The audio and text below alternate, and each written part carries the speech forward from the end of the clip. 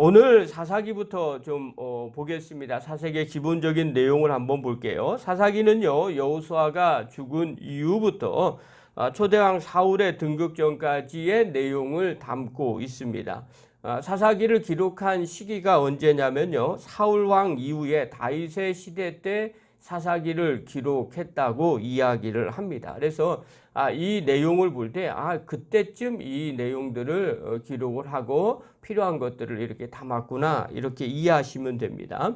내용으로 보면요, 이스라엘 백성들이 하나님을 저버리고 불순종할 때마다 타 민족들을 침략을 시켜서 억압을 받게 하십니다. 그리고 그 고통으로 인해서 하나님 앞에 믿음으로 구원을 호소하면 하나님께서 사사를 세우셔서 구원하는 이런 사이클로 사사기가 기록이 되어 있어요. 그래서 사사기의 큰 틀은 죄를 짓는 이스라엘 백성, 그러면 또 이방 사람들 때문에 심판을 받게 되고요. 그 다음에 이스라엘 백성들이 그것 때문에 다시 회개하고 하나님을 찾으면 하나님이 사사를 통해서 다시 구원하는 이런 사이클로 사사기가 기록이 되어 있습니다.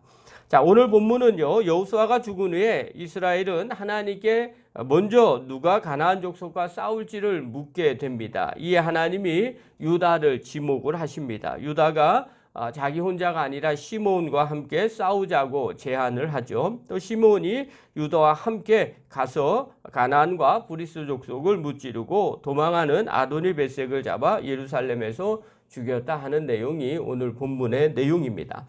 오늘 이 본문을 통해서 하나님이 저와 우리에게 주시는 귀한 말씀 하나가 있습니다. 그게 바로 뭐냐면 성도는 함께함으로 영적 승리를 이끄는 사람들이라는 겁니다. 우리 성도가 신앙생활을 할 때, 영적 싸움을 할 때 어떻게 해야 되느냐? 혼자 하는 것이 아니라 함께하는 성도라는 겁니다. 그래서 승리하는 사람이 영적인 성도라는 겁니다. 우리가 세상에서 사람들이 그런 선택들을 하거든요. 힘의 싸움에 만약에 힘이 없는 사람이 옆에 있다라고 하면 우리가 싸울 때 그 사람에게 도움을 요청할까, 아니면 요청하지 않을까? 어떤 분들은 힘없는 사람이니까 같이 싸울 필요가 없겠다, 내가 힘이 있으니까 내가 할 수 있어, 이렇게 이야기할 수 있어요. 또 때로는 싸움 못하는 사람이 옆에 있으면 거추장스럽습니다. 그래서 차라리 내가 다 해버리고 말지, 이렇게 할 때가 있어요. 신앙생활 할 때도 우리가 가끔 그럴 때가 있어요. 뭐 나 혼자 해버리고 말지, 한 가지고 편한데 굳이 뭐 거추장스럽게 이 사람 저 사람 같이 할 필요가 있을까, 이렇게 생각을 할 때가 있어요. 물론 이것이 틀린 것은 아닙니다. 그러나 큰 틀에서 신앙적으로 보면요, 혼자 하는 것은 옳은 것은 사실 아닙니다. 거의 하나님이 원하는 건 함께 하기를 원합니다. 그가 능력이 있던 없던 간에 함께 하는 것이 하나님의 뜻일 확률이 많이 있어요. 자, 오늘 땅을 정복하는데 이스라엘 백성들이 먼저 하나님 앞에 물어봅니다. 누가 먼저 가서 싸울까요? 1절 한번 봅시다. 읽겠습니다. 시작. 여호수아가 죽은 후에 이스라엘 자손이 여호와께 여쭈어 이르되 우리 가운데 누가 먼저 올라가서 가나안 족속과 싸우리이까. 자, 이것으로는요, 여호수아 때 일어나는 일인데 가나안 땅이 다 정복되지 않았다는 걸 알 수가 있죠. 그래서 여호수아가 죽은 후에 이렇게 이야기를 하죠. 자, 이들은 계속해서 어떻게 하느냐? 싸울 때 어떻게 하느냐면 자기 생각과 판단에 의해서 싸우지를 않아요. 하나님 앞에 먼저 물어보면서 전쟁을 시작해요. 누가 가서 먼저 올라가서 가나안 족속과 싸우겠습니까? 자, 이 1절 하나를 보면서 알 수 있는 게 뭐냐면 지금 이 시기에는 아직 신앙이 변절되지 않았다는 거예요. 그래서 무엇인가 할 때마다 하나님 앞에 먼저 물어보고 기도하는 이스라엘 백성들의 모습을 보죠. 이게 광야에서 바로 넘어서 가나안 땅 맨 처음에 들어갈 때 정복했던 여호수아 시대의 신앙생활을 보여주고 있습니다. 자, 그러자 하나님께서 이렇게 말씀하세요. 2절 읽겠습니다. 시작. 여호와께서 이르시되 유다가 올라갈지니라. 보라, 내가 이 땅을 그의 손에 넘겨주었노라 하시니. 누가 먼저 얘기하냐면 유다가 먼저 올라가라고 얘기해요. 자, 그러면 이런 생각이 들죠. 사사기 1장 1절의 첫 번째, 여호수아가 죽은 후에 누가 먼저 가서 싸웁니까? 그런데 하나님이 유다가 먼저 가서 싸우라는 거예요. 자, 그러면 이런 질문이 드는 거죠. 왜 하필 유다가 먼저입니까? 당연히 이스라엘 백성들에게 있어서 누가 먼저야 되는가? 이 부분이 우리가 고민을 한번 해볼 필요가 있는 거죠. 어저께 지도를 하나 줬어요. 지도를 밴드에서 올려놨는데 여러분이 보셨는지 모르겠습니다. 자, 이 지도에서 맨 처음에 이스라엘 백성들이 가나안 땅을 점령을 할 때 어디로부터 점령을 하냐면요. 여리고로 넘어와서 길갈 있는 데서부터 점령을 하기 시작을 합니다. 자, 그리고 난 뒤에 바로 밑에 있는 데가 어디냐면 유다예요. 제일 밑에 지역이 유다고요. 유다 지역 안에 시몬 지역이 있어요. 그러니까 이 내용들을 살펴보면요. 지역이 어떻게 하냐면 따로따로 떨어지지 않고요. 유다 전체 지역에 예를 들면 경기도 지역에 가운데 서울특별시가 있는 것처럼 유다 지역은 경기도라고 치면 시몬 지역은 그 안에 있는 서울특별시가 됩니다. 자, 그러면 이제 그 다음 질문을 하는 거죠. 왜 하필 제일 먼저 유다일까? 당연히 지금 이게 기록된 시기가 언제라고 얘기하냐면 다윗 시기라고, 사울 왕 이후 다윗 시기라고 이야기를 했어요. 이때 당시에 가장 12지파 중에 중요한 지파가 어떤 지파냐면 유다 지파입니다. 이 지파가 다윗 왕이 나왔던 지파이기 때문에 그래요. 그래서 제일 먼저 이스라엘 백성들 12지파 중에 가장 중요한 지파가 유다 지파입니다. 그러니까 이들의 땅을 정복한 것, 이것이 정말 중요해요. 유다 지파가 제일 먼저 나와서 전쟁에 나간 것이 바로 이 부분이고요. 그 다음 또 하나는요. 어느 지역을 지금 점령을 했냐면요. 다윗 왕이 수도로 삼았던 예루살렘을 정복하는 이 부분이 제일 먼저 나옵니다. 8절 한번 보십시오. 8절. 읽겠습니다. 시작. 유다 자손이 예루살렘을 쳐서 점령하여 칼날로 치고 그 성을 불살랐으며 예루살렘을 쳐서 점령을 합니다. 이게 제일 중요해요. 왜냐하면 여기가 성읍이었잖아요. 또 여기에 성전이 세워지는 곳이잖아요. 그 다음에 또 10절 한번 보십시오. 10절 읽겠습니다. 시작.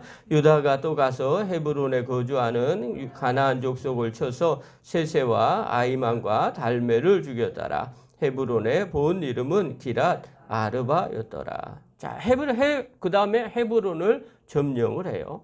자, 이 헤브론은 무엇을 기억하고 있냐면요. 아브라함과 그의 아내 사라, 그 다음에 이삭, 야곱이 장사됐던 막벨라 굴이 있는 곳이 이 헤브론이에요. 그러니까 이스라엘 백성들에게 있어서 중요한 도시 두 개 꼽으라 그러면 당연히 예루살렘과 헤브론입니다. 그러니까 이 땅은 너무너무 중요한 땅이죠. 처음의 기록이 여기부터 시작이 돼요. 유다부터 시작이 돼요. 이게 너무너무 중요하기 때문에 그런 거죠. 자, 두 가지 관점이 있어요. 하나는 이걸 편집한 사람이 유다가 가장 중요하고 예루살렘이 중요하고 또 헤브론이 중요했기 때문에 이렇게 제일 먼저 기록할 수도 있어요. 또 다른 식으로 보면요. 하나님께서 이것이 가장 중요하기 때문에 여기 먼저 점령하라고 이렇게 시작을 할 수도 있어요. 자, 그런데 중요한 것은 어찌됐든 간에 이 중요한 이 땅을 정복하는 명령을 받은 유다가 어떻게 행동하느냐는 겁니다. 3절 한번 보십시오. 3절 읽겠습니다. 시작. 유다가 그의 형제 시몬에게 이르되 내가 제비 뽑아 얻은 땅에 나와 함께 올라가서 가나안 족속과 싸우자. 그리하면 나도 내가 제비 뽑아 얻은 땅에 함께 가리라 하니 이에 시몬이 그와 함께 가니라. 누구에게 제안을 합니다? 자기 혼자 하는 게 아니라 시몬에게 함께 가자고 제안을 해요. 시몬은요, 즉각적으로 참전하기로 결정을 합니다. 여러분, 도움을 구할 때 사실 누구에게 구하는 겁니까? 우리나라가 만약에 어려움을 겪는다. 지금도 그렇지만요. 우리나라가 가장 중요하게 여기는 나라는 미국입니다. 그래서 한미 방위 조약이 제일 중요합니다. 왜 한미 방위 조약이 제일 중요합니까? 라고 하면 미국이 제일 강대국이기 때문에 그래요. 만약에 미국이 힘이 없는 베트남 같다고 생각을 해보십시오. 그러면 그게 우리에게 무슨 의미가 있겠습니까? 그렇게 중요하게 여기지 않을 거예요. 그러나 힘 있는 나라이기 때문에 중요한 거예요. 그런데요, 오늘 시므온 지파가 그렇게 힘이 있었느냐? 힘이 없었어요. 사실 힘 있는 지파라면 어떻게 해야 될까요? 당연히 큰데 힘든데 유다 지파처럼 그런 곳을 주었을 거예요. 그러나 힘 없는 지파들은 어떻게 하냐면요, 다른 힘 있는 지파 안에서 같이 살 수 있게끔 땅을 분배를 해줬어요. 시므온 지파 역시요, 힘이 없기 때문에 유다 지파 내에 땅을 분배를 해줬어요. 그래서 다윗이 유다 지파가 도와주지 않으면 시므온 지파는 절대로 스스로 땅을 얻기가 어려운 약한 지파였어요. 그런데 유다 지파가 강함에도 불구하고 그 시므온 지파와 함께 싸우기를 요청을 합니다. 이유는요, 간단하죠. 비록 힘이 없다 할지라도 싸우는 목표가 같기 때문에 같이 하기를 원한 거죠. 여러분, 우리가 신앙생활 할 때도 마찬가지예요. 혼자 하기 힘든 일이 있어요. 아니, 혼자 할 수 있는 일이 있어요. 그럼에도 불구하고 우리가 주변 사람들의 도움을 요청을 해요. 왜냐하면 같이 하는 것이 훨씬 더 이득이기 때문에 그래요. 우리나라의 속담에 이런 말이 있어요. 백지장도 맞들면 낫다. 여러분, 백지장이 얼마나 무겁겠어요? 그냥 종이 한 장이에요. A4 한 장 정도. 종이 한 장의 무게는요, 사실 혼자 들어도 아무 문제가 없습니다. 그런데 그런 것조차도 같이 들기를 원하는 거죠. 여기에 방점은요, 힘든 일이 아닙니다. 함께 하라는 겁니다. 함께 할 때 쓰러지지 않을 확률이 높고요, 함께 할 때 승리할 확률이 많습니다. 여러분, 신앙생활은요, 함께 하는 겁니다. 하나님 나라 역시 함께 하는 겁니다. 믿음에서 나 혼자 할 수도 있습니다. 충분히. 그럼에도 불구하고 같이 할 때 나뿐만 아니라 같이 하는 그 사람도 믿음이 자라나게 됩니다. 교회 안의 일도 마찬가지입니다. 가지고 나 혼자 해버리지, 이런 분들 간혹 계시거든요. 예, 그게 좋은 걸 수도 있습니다. 그러나 그거보다는요, 아무리 쉬운 일이라도 함께 하는 겁니다. 그래야 참여하는 그 사람들이 동역의식이 되고요, 하나가 됩니다. 또 그것 때문에 믿음이 더 자라날 수 있게 됩니다. 신앙생활에 승리하는 비결 역시 마찬가지입니다. 분명히 우리가 믿음이 있어서 혼자 할 수 있습니다. 그러나 혼자 하는 것보다 같이 하는 게 낫습니다. 출애굽기에서 이스라엘 백성들을 가나안 땅으로 이끈 사람이 모세입니다. 모세가 능력이 많다는 걸 우리가 다 압니다. 그러나 사실 모세 주변에 많은 동역자가 있었기 때문에 또 가능한 겁니다. 만약에 동역자가 없었다면요, 모세는 모세 스스로 이 일을 다 감당할 수 없었을지도 모릅니다. 여호수아 역시 마찬가지입니다. 좋은 동역자인 갈렙이 있었기 때문에 여호수아가 될 수 있었던 겁니다.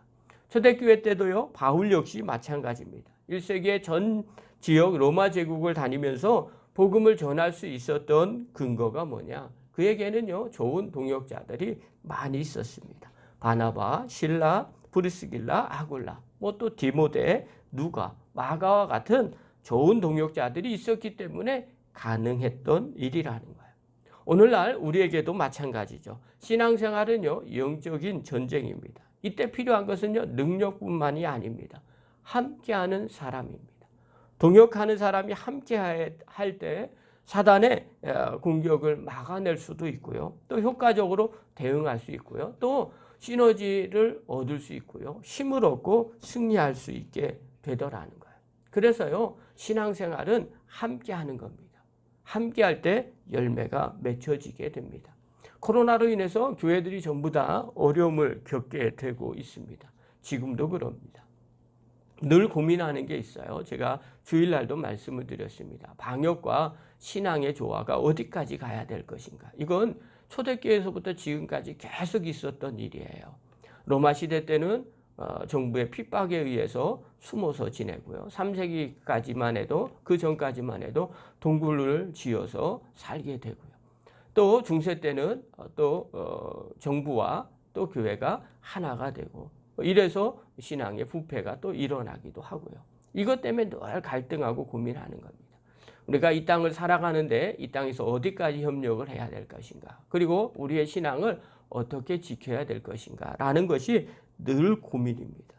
이것 때문에 지금 교회들이 계속해서 고민하고요. 또 치열한 생각들을 하고 기도하게 됩니다. 자, 그런데 여기서 그나마 감사한 것은 교회에서 정말 어렵지 않고, 물론 믿음이 없는 사람들이 무너진 경우도 있겠지만요.